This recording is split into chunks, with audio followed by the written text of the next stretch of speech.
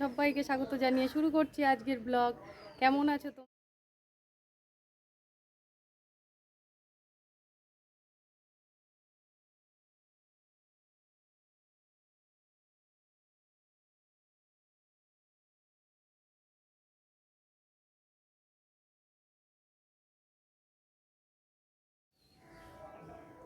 Good morning বন্ধুরা, SD লাইফে তোমাদের সবাইকে স্বাগত জানিয়ে শুরু করছি আজকের ব্লগ।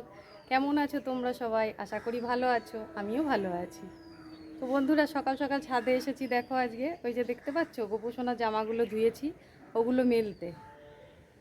আজকে কিন্তু রোদ ওঠেনি, দেখো আকাশটা পুরো মেঘলা, দেখেছো?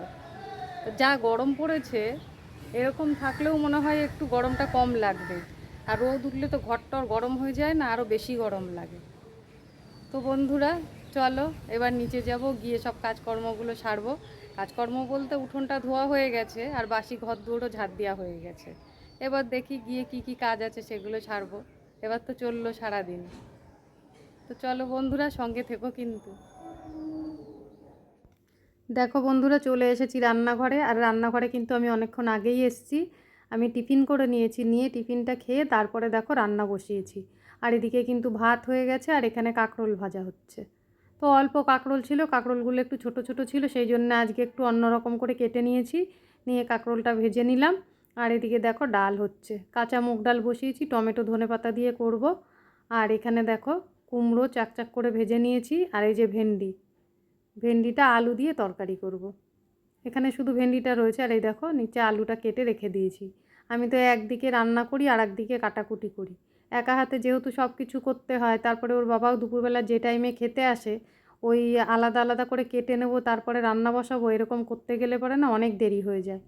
তো দেখো বন্ধুরা, আমার এমনি বাকি রান্নাগুলো মোটামুটি হয়েছে। আর এদিকে ভেন্ডির তরকারিটা হচ্ছে, ডালটা এখনও ফোড়ন দিইনি। ভেন্ডির তরকারিটা করে নিয়ে তারপর একটু বেগুন ভেজে নেব, নিয়ে তারপর ডালটা ফোড়ন দেবো। তো বন্ধুরা দেখো, আমি কিন্তু আলুগুলো আগে ভালো করে ভেজে নিয়েছি। প্রথমে ওই একটু কালো জিরে ফোড়ন দিয়ে দিয়েছিলাম, দিয়ে তারপরে আলুটা দিয়ে ভালো করে ভেজে নিয়েছি। কেননা আলুটা গলতে চায় না, ভেন্ডি গলে যায়। তো সেই জন্য ভালো করে ভেজে তারপর ভেন্ডিগুলো দিয়েছি। আর ভেন্ডিটা দেওয়ার আগে কিন্তু একটু পেঁয়াজও আলুর সাথে একটু ভেজে নিয়েছিলাম। নিয়ে দেখো নুন হলুদ দিয়ে দিলাম। আমি ভেন্ডির তরকারিটা এইভাবে রান্না করি, খেতে কিন্তু খুব ভালো লাগে। আর ভেন্ডিটা সত্যি কথা বলতে আমার খুবই ভালো লাগে। বন্ধুরা দেখো, অল্প করে জল দিয়েছি, শুধু ভেন্ডিটা সেদ্ধ হতে যতক্ষণ। আমি কিন্তু এটাকে ভেন্ডিই বলি, অনেকে কিন্তু ঢেঁড়স বলে। আর এদিকে দেখো ডালের মধ্যে টমেটো দিয়ে দিয়েছি। আসলে মুগ ডালটা আমি কাঁচা বসিয়েছি এই টমেটো ধনেপাতা দিয়ে ডালটা করব বলেই। তো বেগুনটা তো কেটে রেখে দিয়েছি, তোমরা দেখলেই। আর এদিকে দেখো ভেন্ডির তরকারিটা হয়ে গেছে, এটা নামিয়ে নেব। নিয়ে আগে বেগুন ভেজে তারপর ডালটা ফোড়ন দেবো। বন্ধুরা, বেগুন আমি ভেজে নামিয়ে নিয়েছি, নিয়ে দেখো ডালটা ফোড়ন দিয়ে দিয়েছি। এখন শুধু ধনেপাতাটা দিয়ে দিচ্ছি।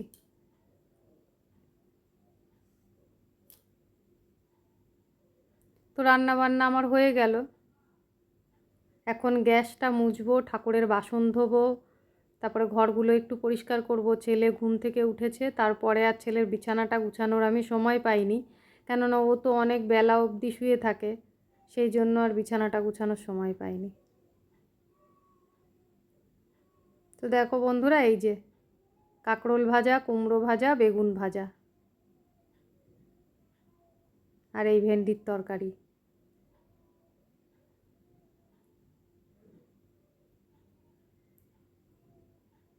তো চলো বন্ধুরা, এবার বাকি কাজগুলো সেরে নিয়ে আমি স্নান করতে যাই।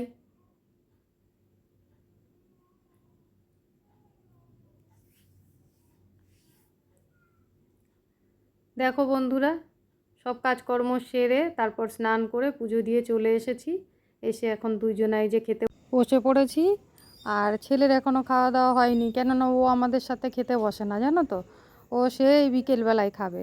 সকালের খাওয়াটা দুপুর টাইমে খায়, আর দুপুরের খাওয়াটা বিকেলে খায়। তো সেই জন্য ওকে আর বলিনি খাওয়ার কথা, কেননা রোজই বলে খাবো না এখন। ও সেই খেতে খেতে অনেকটা বেলা করে ফেলে। তো যাই হোক বন্ধুরা, খেয়ে নিই। বন্ধুরা দেখো, খাওয়া দাওয়ার পরে কিন্তু তোমাদের সাথে আর কোনো কথাবার্তা আমার হয়নি। আর এই এই যে সন্ধেবেলায় দেখো, এখানে ফ্রিজ পরিষ্কার করতে এসেছি আমি। আমি কিন্তু আগেই ঘরে আলমারি শোকেস এগুলো মুছে নিয়েছি, মুছে তারপরে এইখানে এসেছি রান্নাঘরে ফ্রিজটা পরিষ্কার করতে। তো প্রচণ্ড ময়লা পড়েছিল জানো তো ফ্রিজটাতে, কতদিন ধরে পরিষ্কার করা হয় না। এ কাজ ও কাজ করতে করতে করতে করতেই প্রতিদিন সময়টা কেটে যায়, সময়ই হয়ে ওঠে না জানো তো। আসলে রান্নাঘরে ফ্রিজটা থাকে তো, এবার রান্না বান্নার তেল মশলা বলো, তারপরে চারিদিকে ধুলোবালি ওড়ে সেইগুলো, ওইগুলোতে আরও বেশি ময়লা হয়ে গেছে। আর অনেক দিন ধরে পরিষ্কারও করা হচ্ছিল না। তো যাই হোক বন্ধুরা, ফ্রিজটা পরিষ্কার করে দেখো আমি ঘরে চলে এসেছি আটা নিয়ে। যেহেতু গরমও মোটামুটি আছে, একেবারে খারাপ না, তো ভাবলাম সে রুটি করতে গেলে তো গরম লাগবেই, আটাটা অন্তত ঘরে ফ্যানটা চালিয়ে বসে মেখে নিই। তো এই আটা মাখতে মাখতে ভাই আসছে, এসে জিজ্ঞেস করলো যে বৌদি কী রান্না হবে রাত্রে। তো আমি বললাম যে রুটি হবে, আজকে আর ভাত করিনি। তো বললো তাহলে রুটি কী দিয়ে খাওয়া হবে, তাহলে তুমি একটু ডিম আনতে দাও। তো আমি বললাম ঠিক আছে, তাহলে ডিম ভেজে দেবো রুটির সাথে। তো যাই হোক বন্ধুরা, আটাটা মেখে নিয়ে দেখো আমি রান্নাঘরে চলে এসেছি, রুটি বানাচ্ছি। এর মধ্যে আবার ওর বাবাকেও একবার ফোন করে জিজ্ঞেস করে নিয়েছি, যেহেতু রুটি করছি, অন্য দিন এসে ভাত খায়, তো কি করব না করব। তো ও আমাকে বলল ওর জন্য মানে পরোটা করে দিতে রাতের জন্যে। তো ছেলেকেও করে দিতাম পরোটা, কিন্তু আমার ছেলে কিন্তু পরোটা খেতে খুব একটা ভালোবাসে না।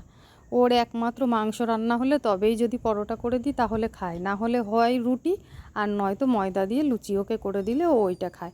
আর রুটি তো খাইই না, সকালবেলায় টিফিনে আমি ওকে কোনো মতেই রুটি খাওয়াতে পারি না। রাতের দিকে যদি একটু ডিম ভাজা দেওয়া হয়, কিংবা অনেক দিন পরে তাও, কিংবা একটু মাংস টাংস রান্না হলে একটু মাংসের ঝোল টোল দেওয়া হয়, তাহলে ও রুটি খায়, না হলে একেবারেই রুটি খায় না। তো আজকে যেহেতু অনেক দিন পরে আমি রুটি করছি, আজকে দুটো ডিম ভেজে দিলে ও রুটি খেয়ে নেবে। তো সেই জন্য ভাবলাম পরোটাটা যদি এখনই ভেজে রেখে দিই, নরম মানে ঠান্ডা হয়ে যাবে, খেতে ভালো লাগবে না তখন। ওই জন্য ওর আটাটা আমি আলাদা করে রেখে দিয়েছি। রুটিটা করে তারপরে ডিম ভেজে নেব ওর কাকার জন্যে, ছেলের জন্যে, আর ওর মা বাবাকেও দুটো ডিম ভেজে দেবো। দিয়ে তারপরে আমি পরোটাটা ভাজবো। আর পরোটা ভাজা হয়ে গেলে তারপরে আবার আমাদের ডিম ভাজবো। এইগুলো করতে করতে ওর বাবার আসার টাইম হয়ে যাবে। তো দেখো বন্ধুরা, দিনের বেলায় তো সারাদিন ধরে আমরা রান্না বান্না করি, আবার রাত্রেবেলায় মানে রান্নাঘরে ঢুকলে এই দেখো কতটা টাইম লাগে। তো যাই হোক বন্ধুরা, আজকের ভিডিওটা এই পর্যন্তই, টাটা।